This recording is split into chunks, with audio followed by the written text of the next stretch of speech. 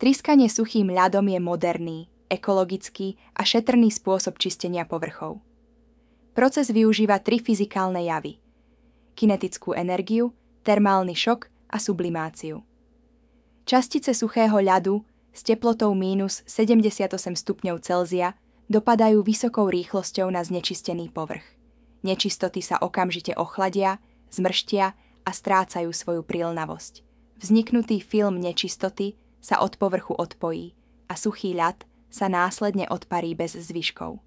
Tým sa dosiahne čistý, suchý a nepoškodený povrch bez použitia vody alebo chemikálií.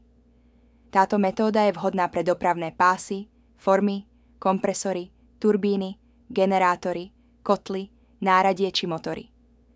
Tryskanie suchým ľadom spoľahlivo odstraňuje plesne, mastnotu, sadze, cement, polyméry, farby, lepidlá, živice, grafity, oxidáciu či zvyšky z výroby. Rovnako účinne likviduje biologické a organické nečistoty, ako sú baktérie, cukry, múka či zvyšky potravín.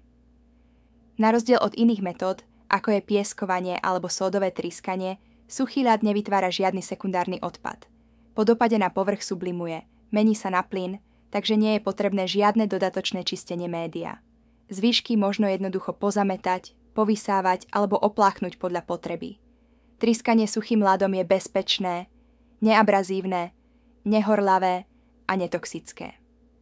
Predstavuje efektívne riešenie pre citlivé technológie aj priemyselné zariadenia, kde je rozhodujúca presnosť, čistota a minimalizácia prestojov.